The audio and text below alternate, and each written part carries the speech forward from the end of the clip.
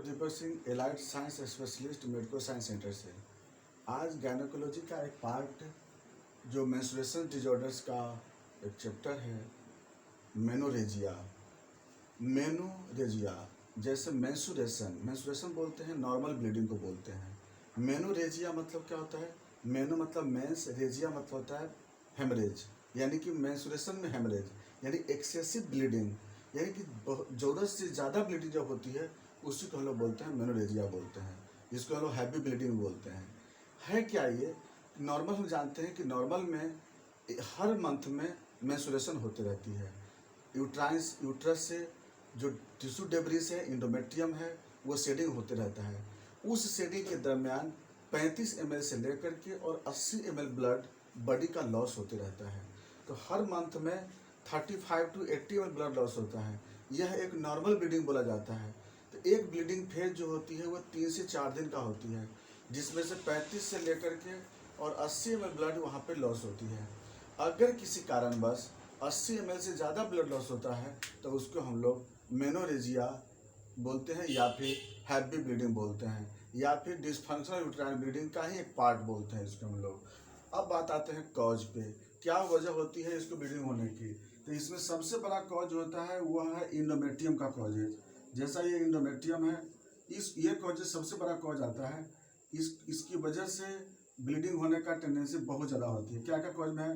जैसे सबसे पहला यूट्राइन फाइब्रॉयड होने की वजह से ब्लीडिंग ज़्यादा होती है। फाइब्रॉयड में जैसे कि सब म्यूकस फाइब्रॉयड में ब्लीडिंग बहुत ज़्यादा होती है।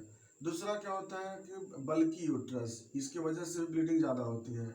उसका होता है एडिनोमायोसिस, जब इसे इंडोमेट्रियम जो होता है वो मायोमेट्रियम की तरफ इन्वेट कर जाता है, उसमें भी हैवी ब्लीडिंग होती है। उसका इंडोमेट्रियोसिस, उस केस में भी क्या होता है कि हैवी ब्लीडिंग होने का चांसेस होती है। इसके बाद आता है फिर इंडोमेट्रियल कार्सिनोमा, सर्विक्स कार्सिनोमा, लेकिन इंडोमेट्रियल कार्सिनोमा में सबसे ज़्यादा ब्लीडिंग होती है। तो इंडोमेट्रियल कार्सिनोमा हो गई, फिर फाइब्रॉयड हो गया, फिर उसका एडिनोमायोसिस हो गया, इंडोमेट्रियोसिस हो गई। ये सब कॉजेज बहुत ज़्यादा होती है। आईयूसीडी की वजह से भी ब्लीडिंग बहुत ज़्यादा होती है। यूट्राइन फाइब्रॉयड, ओवेरियन सिस्ट की वजह से भी ब्लीडिंग बहुत ज़्यादा होती है। सर्विक्स पॉलिप हो गई या यूट्राइन पॉलिप बन जाता है, उसमें भी ब्लीडिंग बहुत ज़्यादा होता है। ये तो कुछ कॉज, इसका बहुत लोकल कॉज होता है। दूसरा है कि इन्फेक्शन होने के कारण, या चाहे साल्पिंजाइटिस हो या पेल्विक इन्फ्लामेटरी डिजीज हो, किसी भी इन्फ्लामेशन की वजह से भी ब्लीडिंग ज़्यादा होती है। तो ये सब ब्लीडिंग होने का कारण होता है, जिसकी वजह से ज़रूरत से ज़्यादा ब्लीडिंग होती है। कुछ ब्लीडिंग का कारण बनता है जैसे कि कैल्शियम डिफिशियंसी के कारण, विटामिन सी डिफिशियंसी की वजह से, इसकी वजह से ब्लीडिंग बहुत ज़्यादा होती है। अगला होता है प्लेटलेट डिफिशियंसी। प्लेटलेट ज़्यादा डिफिशियंसी होने पे जैसे डेंगू फीवर, कालाजार, मलेरिया, टाइफाइड फीवर, ये सब के कारण, या फिर ल्यूकेमिया, प्लास्टिक एनीमिया, ये सब कारण भी ब्लीडिंग हो ज़्यादा होने का कॉज बनता है। नेक्स्ट आते हैं फिर लीवर डिजीज। लीवर डिजीज के कारण क्या होता है? क्लॉटिंग फैक्टर डिफिशियंट हो जाती है। इसके कारण क्या होती है? हैवी ब्लीडिंग होने का चांसेस भी होती है। बॉन विल्ब्रांट डिजीज। तो इतने जो कारण देखें हम लोग, ये सब कारण जो होता है हैवी ब्लीडिंग का कॉज बनता है। कभी कभी टिश्यू डेब्रिस बच जाता है, उससे भी ब्लीडिंग होने का खतरा रहता है। तो हम लोग देखें इसका कि ब्लीडिंग होने का ज़्यादा कॉज, तो इसमें हम लोग कॉज ढूंढेंगे पहले कि किस वजह से ब्लीडिंग ज़्यादा हो रही है। नेक्स्ट आते हैं फिर इसका सिम्टम। सिम्टम में क्या मिलेंगे? जैसे पहला सिम्टम कि इसका जो सर्विक्स होगी वो ओपन रहेगी, मिलेगी। एसोसिएट सिम्टम मिलेगी, लोअर अब्डोमिनल पेन होगी, यूनिलेटरल, बायलेटरल या मेडियल पेन होगी, अब्डोमिनल डिस्कम्फर्ट होगी पेशेंट के साथ, वीकनेस होगी पेशेंट में, या फिर एपेटाइट उसकी पेशेंट की लॉस मिलेगी, पेशेंट एनीमिक हो जाता है, हेमरेजिक एनीमिया पेशेंट में डेवलप होता है, अब्डोमिनल डिस्कम्फर्ट मिलेगा पेशेंट में। तो ये सिम्टम पेशेंट में मिलता है ना। हेमरेजिक शॉक, ज़्यादातर पेशेंट में क्या होता है कि हेमरेजिक शॉक होने का टेंडेंसी ज़्यादा होता है, या हाइपोवॉल्मिक शॉक हो जाता है पेशेंट में।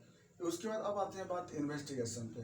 हम लोग जब इसका जांच करा के देखेंगे तो क्या क्या करा सकते हैं। ऐसे सबसे पहले हम लोग एलएफटी करा के देख सकते हैं, liver function test. Serum calcium कराएंगे उसमें तो घटा हुआ मिलेगा। ब्लीडिंग टाइम, क्लॉटिंग टाइम कराते हैं, बढ़ा हुआ मिलेगा। प्लेटलेट काउंट कराते हैं, डिक्रीज मिलेगी, उसमें घटा हुआ मिलता है प्लेटलेट काउंट। और ये सब जांच करा देते हैं। उसके बाद लोअर अब्डोमेन का अल्ट्रासोनोग्राफी करा के देख सकते हैं। उसमें क्या होगा कि अगर कोई भी अगर डिजॉर्डर्स होगी, चाहे वो फाइब्रॉयड या एडिनोमायोसिस या बल्की यूट्रस या फिर पॉलिप या अदर कुछ होगा, तो हम लोग वहाँ पर फाइंडिंग कर सकते हैं उसका। ये सब हो गया उसका। फिर इन्वेस्टिगेशन, जो कॉज मिलेगा उसको उसको हम लोग देख लेते हैं। अब आता है मैनेजमेंट। हम लोग इसको कैसे मैनेजमेंट करेंगे?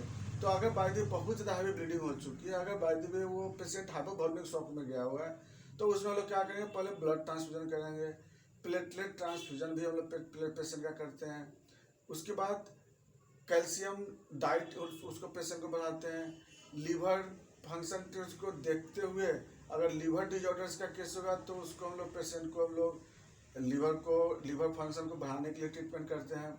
इसके बाद विटामिन सी, सबसे पहला है कि पेशेंट को विटामिन सी का जो टैबलेट या फिर डाइटरी सोर्स बढ़ाते हैं, क्योंकि विटामिन सी क्या करता है कि डायरेक्टली ब्लड वेसल्स को कंस्ट्रिक्ट करता है, जिसकी वजह से ब्लीडिंग को कम करता है।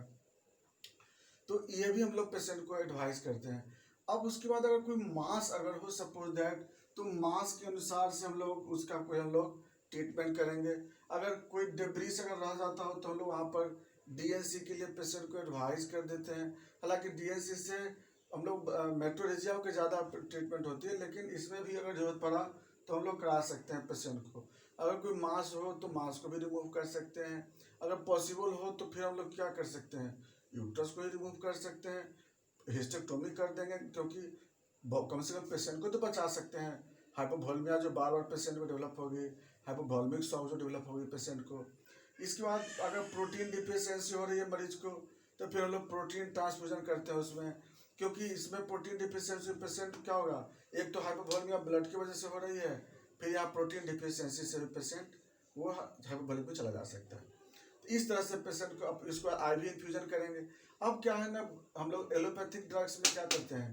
पेशेंट को हम लोग क्लॉट है, ट्रेनेक्सा है या एस्टिप्टोविट है, रेजिस्ट्रॉन है, ऐसे मेडिसिन जो देते हैं जिससे कि ब्लड क्लॉट हो जाए आराम से, ब्लड जल्दी वहाँ पे ब्लीडिंग बंद हो सकता है, तो ब्लीडिंग को स्टॉप करने के लिए मेडिसिन वहाँ पे चलाते हैं।